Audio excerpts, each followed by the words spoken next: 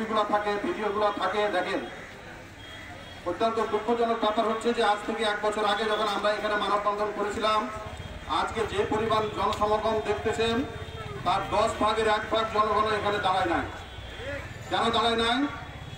এই ইতিহাসের সবচেয়ে নিকৃষ্টতম গণহত্যাকারী স্বৈরাচার শেখ হাসিনার কারণে আজকে আমরা প্রতিবাদ জানাতেও সাহস করতে পারি না।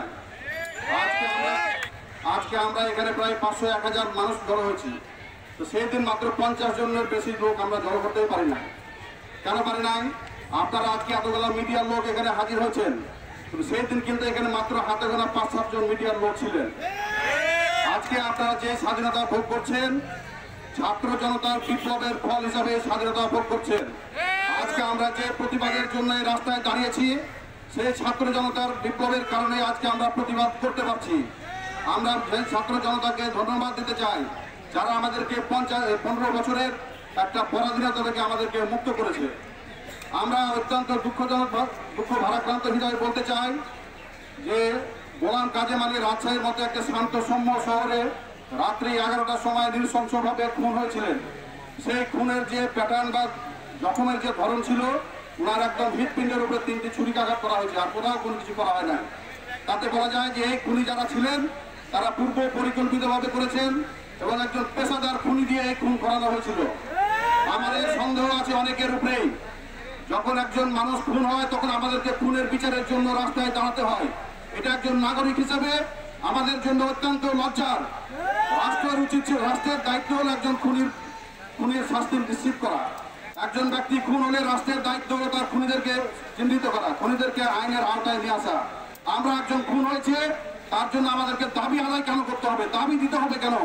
কিন্তু স্বৈরাচার শেখ হাসিনার মতের বিরোধী যারা ছিলেন তাদেরকে খুন করেছেন, গুম করেছেন, বছরের পর বছর গুম করে আয়নাঘরের মধ্যে বন্দী করে রেখেছেন।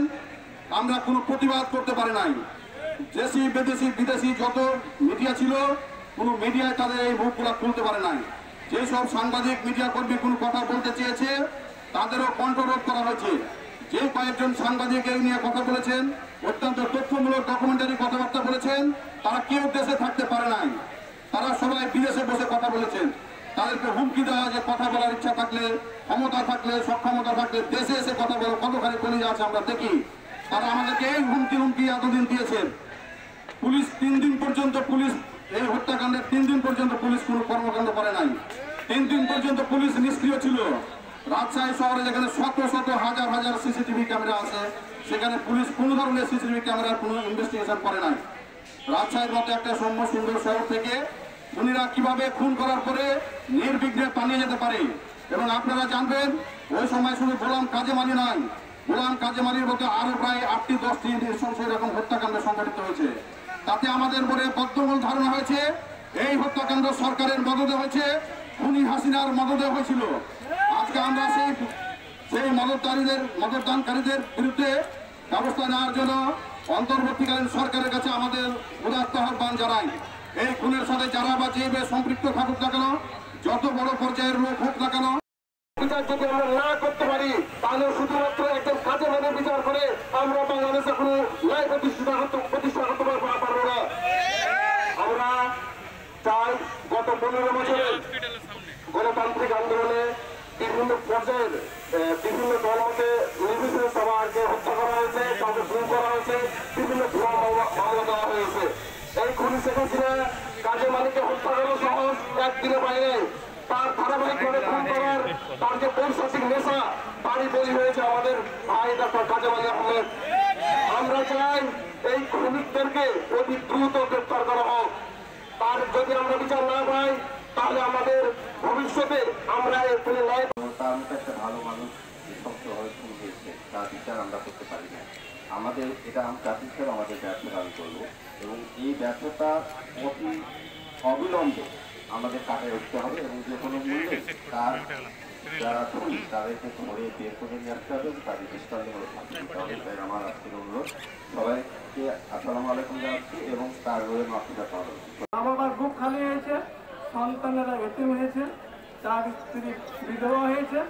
আমরা একজন সুযোগ্য সঙ্গীকে হারিয়েছি এবং তার মতো একজন চিকিৎসক যা চাঁপাইনবাবগঞ্জের না, উত্তরবঙ্গের প্রতিটি কোনায় কোনায় কর্নারে গেলে কাজেম আলীর প্রাণ প্রিয় রুগীরা তারাকে বলবে যে সে একজন ভালো ডাক্তার ছিল, আমরা ওনাকে পেলে খুশি হতাম। যাই হোক, সবাই উনি চলে গেছেন, কিন্তু আমরা কে করে গেছেন কানার। আমরা চাই এটা সুস্থ তদন্ত, আমরা চাই এটা সুস্থ বিচার। আজকে আপনারা কথার মাধ্যমে প্রমাণ করেছেন যে আমরা আজকে মনে হচ্ছে, আমি প্রায় শুনি আজকে আমরা মুক্তিযুদ্ধ অর্জন করেছি দ্বিতীয়বার।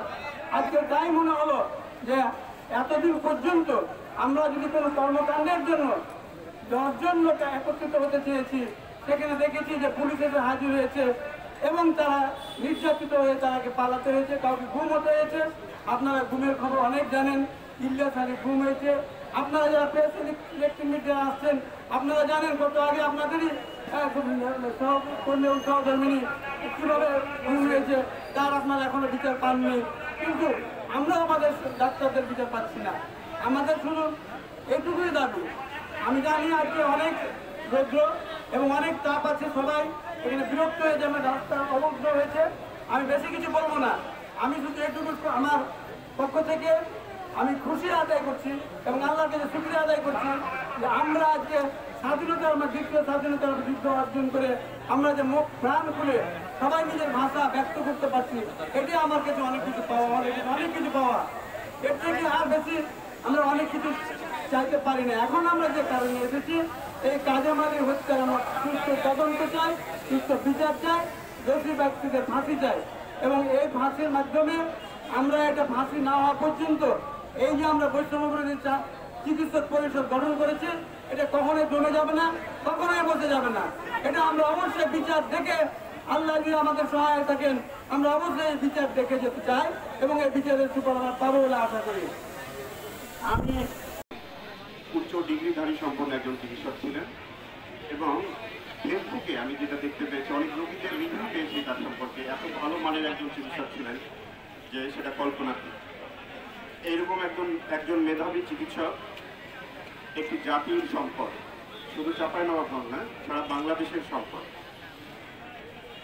মেধাবী মানুষ এইভাবে নৃশংসভাবে হত্যাকাণ্ডের শিকার হলে সেটা কোনোভাবেই মেনে নেওয়া যায় না।